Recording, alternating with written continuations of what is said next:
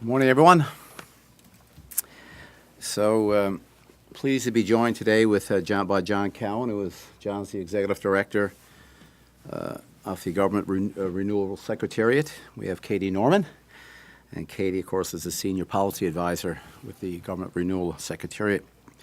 So I want to thank both of them for their assistance today, but really today is really just one of the days we get a chance to, as we said back in November, to announce the report card. But these individuals have been working on this, for quite some time. As I said just a few months ago, back in November, our government launched a Way Forward, which was a vision for sustainability and growth in Newfoundland and Labrador. This vision now guides our actions to achieve greater public sector efficiency. It strengthens the province's economic foundation. It enhances our services, and it also improves outcomes to promote a healthy and prosperous province. So when I launched the vision, I committed to report back on the progress of the actions outlined in the document. So it's important to me and to our government that residents understand where we are with our commitments, and so today I am providing that first report card. Also pleased to note that Phase 1 of the Way Forward, which was securing our footing, has already achieved annual savings in excess of $45 million. For those of you that would remember going into last year, what was important for us was make sure that we have a strong foundation, strong financial foundation for us. So securing our footing was indeed the Phase 1 of our vision document. So these savings, some $45 million annually, are due in part to the introduction of a zero-based budgeting process that requires departments to justify all expenditures instead of automatically receiving base budgets, which was really the practice in the past. Savings were also achieved from efforts to reduce lease space and a pursuit of a flatter, leaner management structure. At the same time, our government was finding initiative efficiencies. We were also introducing new initiatives to maintain a high standard of programs and services. So I'm also proud to say that just a few months ago, since this, we've been able to advance a great deal of important work that has responded to the long-standing needs of our province. So it's one thing to make changes. The other thing is to make sure that we ensure that the critical services, both in health and education, social programs, of course, we continue to provide those services. The Way Forward on immigration will grow our population and enhance the availability of skilled labor in our province. Our responses to the recommendations of the All-Party Committee on Mental Health and Addictions will enhance access to community-based services and improve access to acute care services when and where they are required across the province. So I want to thank, all parties who participated in this. This was a tremendous amount of work over a couple years, and I think the efforts there that we've seen with the announcement on Friday is something that will position our province and our residents who use those services. We will be in a stronger position to deliver those services in the future. On procurement legislation, this will shift our focus of public bodies away from just getting the best price by getting the best value. And industry leaders for many years have told us that there are ways and opportunities that by getting better value in some ways means that we'll get better services, and indeed those services will last much longer and will be more efficient in the future.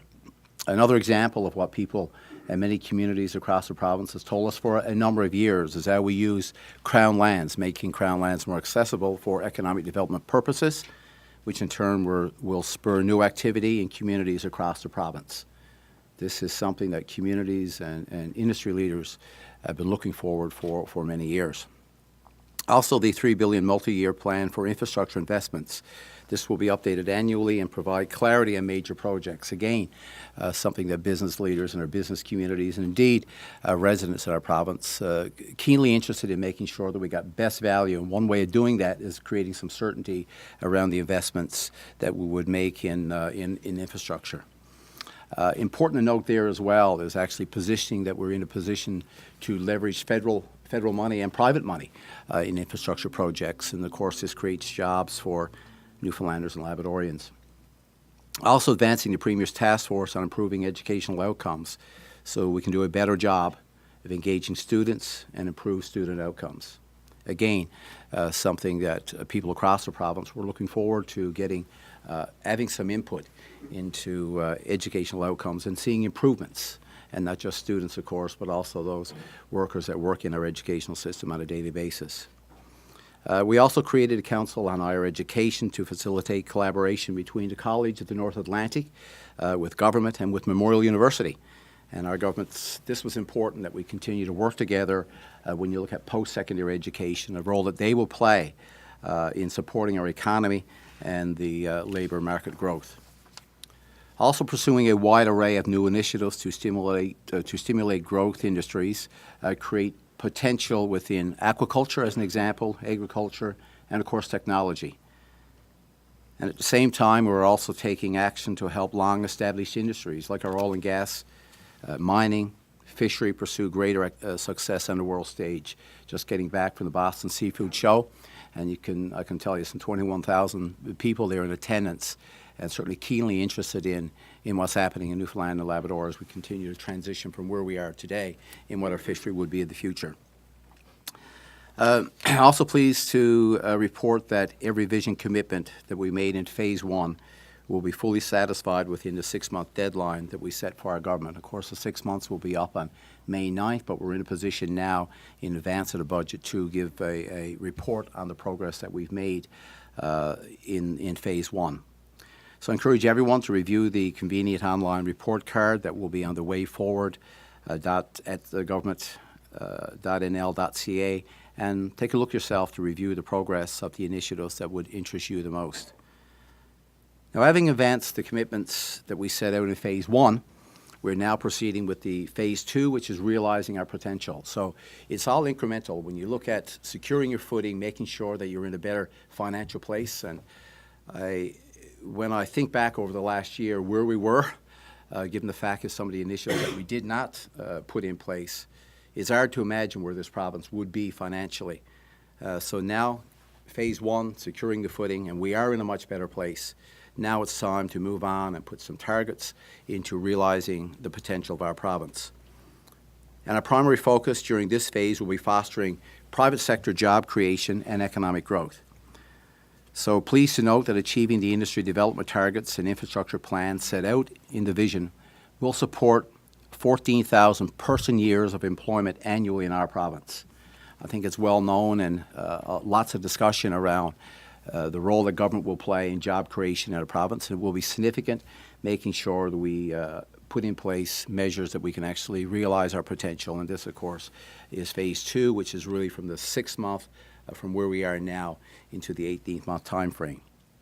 As part of Phase 2, we will establish a Cabinet Committee on Jobs. We will enhance apprenticeship training opportunities by making flexible online offerings available for industries like plumbers, construction electricians, welders, automotive service technicians, and carpenters. I'm also confident that these new economic initiatives, combined with our existing commitments to improve health, education, and the overall well-being of Newfoundlanders and Labradorians, will help reverse the negative social and economic trends that prevent economic growth and drive up public expenditures.